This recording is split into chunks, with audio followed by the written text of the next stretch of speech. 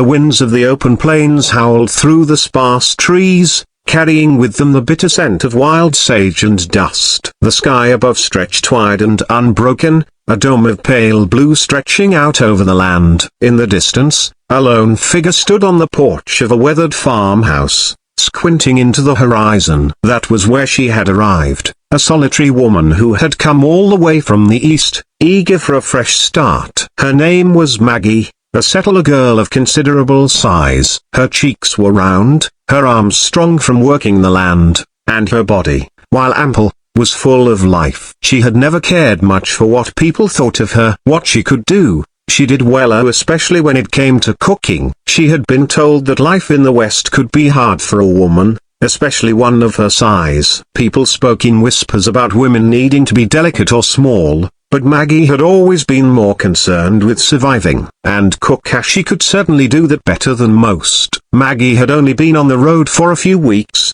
but in that short time, her supplies had run low. Her stomach rumbled, and the thought of food stirred something deep within her. She was hungry, so hungry. The land before her was vast, but so was the empty ache in her belly. She had heard of a rancher nearby, a man who had a reputation for being as big as the land he worked. His name was Liam, and though Maggie had no real idea what he looked like, she had heard the whispers. A giant, they called him, tall, muscular, and gruff. But beneath the stories, there was also something else. A man with a ranch that had more cattle than he knew what to do with. Maggie hesitated at the gate of his property, her stomach growling louder with each passing moment. The sun was beginning to set, casting a golden hue across the hills. It was now or never. She squared her shoulders and walked up the long dirt path to his house. Her boots crunched with each step, her mind racing as she wondered if he'd turn her away. She had nothing to offer but herself,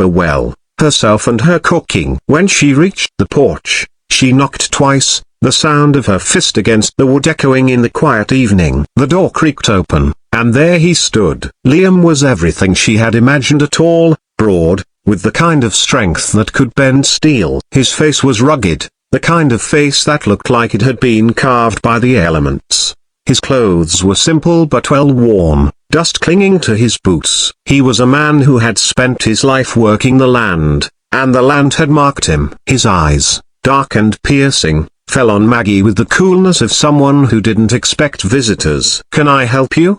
he asked, his voice a deep rumble that vibrated through her. Maggie, swallowing a nervous lump in her throat, stepped forward. "I'm hungry, sir," she said, her voice shaky but sincere. "I've been traveling for weeks, and I've run out of food." "Yeah, broken bar. I was hoping you might share a meal with me." "I can cook, sir. I'm not much else, but I can cook." Liam's brows furrowed slightly as he studied her. The silence stretched between them, and Maggie felt every second like a lifetime. She was sure he was going to send her away, perhaps laugh at her offer, and tell her to find her own food. But then, to her surprise, he stepped aside, allowing her to enter. "All right," he said simply. "But you'll be cooking for both of us, not just me. You don't mind, do you?" Maggie blinked in shock, then smiled. "Not at all, sir. Not at all." Inside, the house was modest but sturdy. The wooden floors creaked underfoot,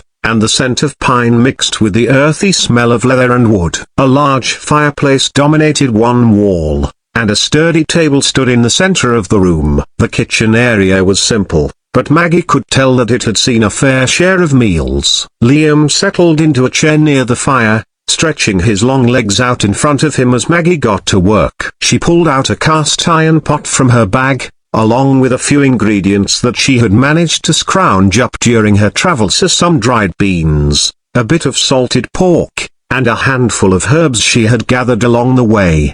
She set to work quickly, her hands moving with practiced ease. She chopped the meat, tossed it into the pot, and set it over the fire. As the rich aroma of the stew began to rise, Liam's gaze softened, though his expression remained largely unchanged. "So, what brings you out here?" Liam asked after a moment, his voice low but steady. Maggie glanced up at him, offering a small smile. "A fresh start," she said simply. "I've spent my whole life in the East, but I wanted something different. A chance to do things my way. Liam grunted in acknowledgement, his eyes still studying her. And cooking a broken bar, that's what you do best. Maggie nodded, stirring the stew. I've been cooking since I was a girl. My mother taught me. Food's always been a way for me to show I care. You know, people might not think much of me because of my size, but when I cook, I'm not just feeding someone. I'm giving them a piece of me. Liam's lips twitched slightly,